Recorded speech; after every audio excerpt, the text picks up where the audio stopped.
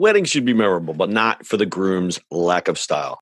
That's why our friends at the Black Tux rents suits and tuxedos that you'll love wearing at your wedding. So if you wind up getting featured on a list of 23 epic wedding fails, or say your reception table catching fire, your DJ playing Let's Get It On during the father-daughter dance, at least you know you'll look good for your close-up. Listen, guys stress about weddings too. Me, I've never been married, but I've had to rent quite a few bad tuxes in my day. Those rental stores, they're just renting you a penguin costume for the day. It's uncomfortable, it never looks right, and that giant bow tie, that's got to go.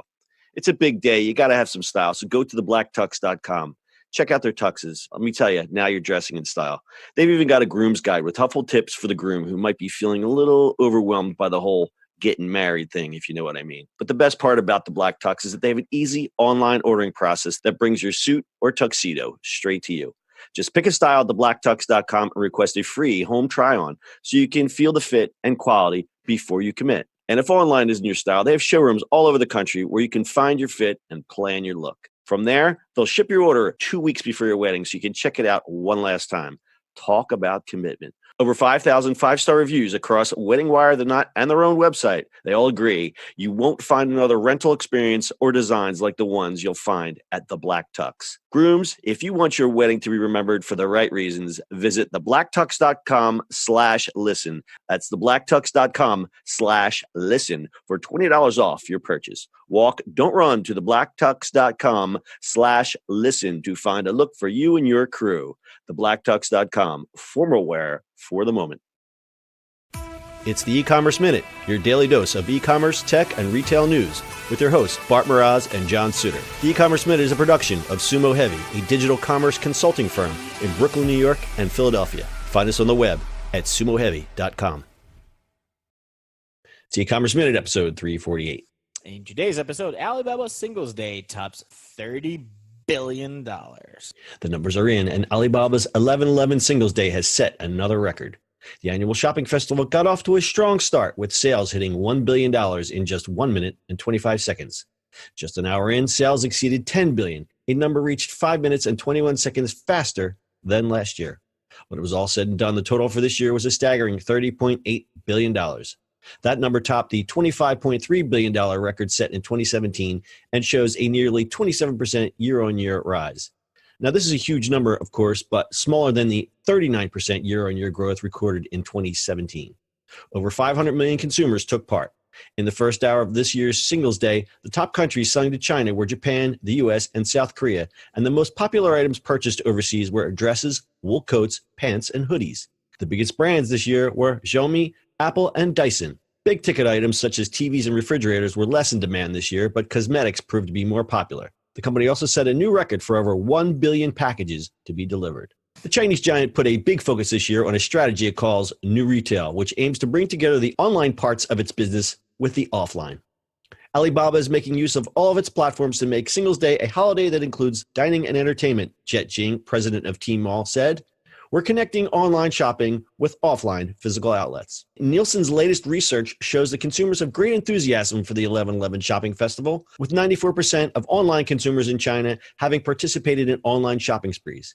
18 to 35-year-old consumers were the main purchasing force and the most likely to make impulse purchase decisions, with 56% of online consumers born in the 80s and 58% born in the 90s say they have made unplanned purchases. Nielsen research also shows that 81% of online consumers in China are interested in buying imported goods on 11/11. With increasing consumer demand, imported products have ushered in an unprecedented development opportunity in China. That's a lot of reading. It's a lot of information. So we wait each year for this 11/11, and it did not disappoint. There's a lot to take in. There's a lot to talk about. We did a show. When did we do that? Last week. Yep, we're trying to speculate on what it was. Yeah. Here's me looking through my notes. You hear the sound effects? That's actually me looking through my notes. So one of us predicted 35 billion. We came up a little short. But still, it's a monster figure. So $30 billion was like was 1 billion in first minute and 24 seconds. Yeah, that number was staggering, by the way.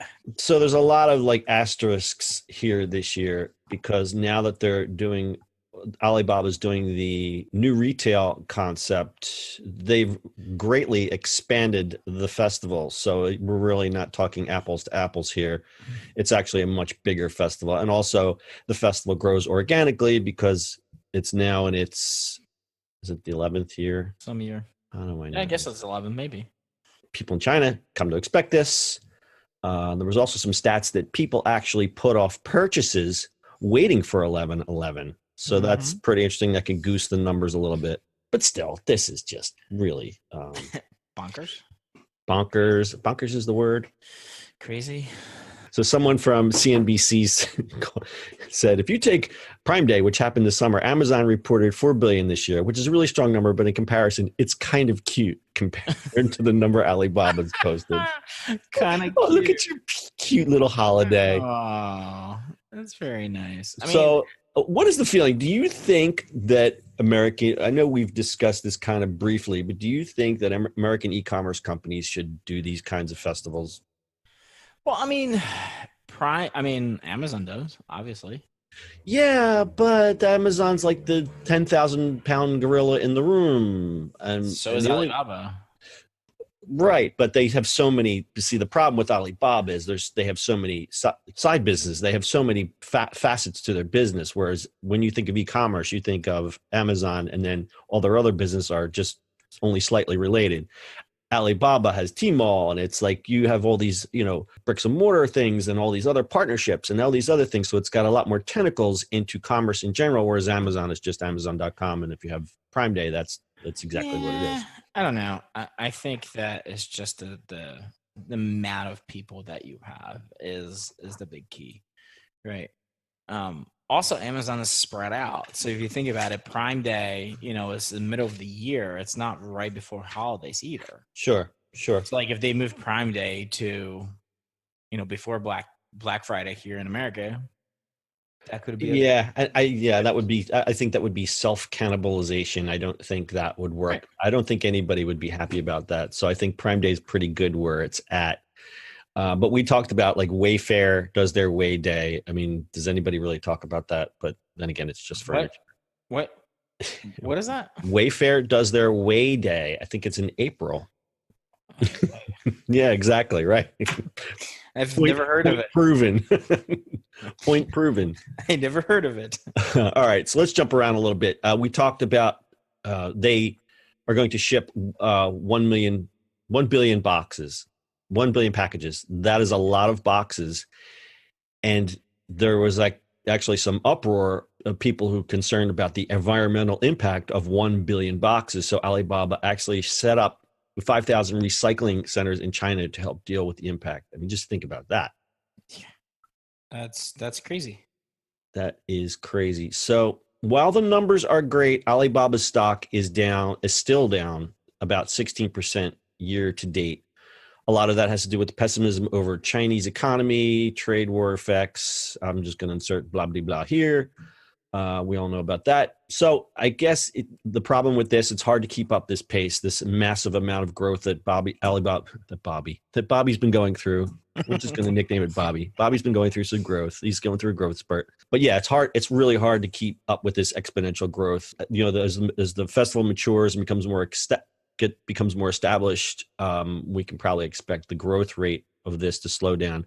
But still, we'll see those massive numbers every year. That's really not going to go away. That is true. That is true. All right. Got anything else to add to this one? No. The number speaks for itself. $30 billion. Is that it? That is it, sir. Got nothing to add? All right. Nope, I don't. I have nothing to add. Yeah, what are you going to add? We're just worn out. Another 5 billion? Yeah. No, and I've been looking at these numbers for the past 4 or 5 days, so I'm a little fried. All right. That's your e-commerce minute for today. Full show notes are at ecommerceminute.co. We will see you on the internet tomorrow. That's it for today's show. If you like the show, do us a favor and subscribe or leave us a review on iTunes. And don't forget, you can now listen to the e-commerce minute on your Amazon device. Just add e-commerce minute to your flash briefing. And finally, if you have a comment or suggestion or just want to say hi, find us on social media at Sumo Heavy.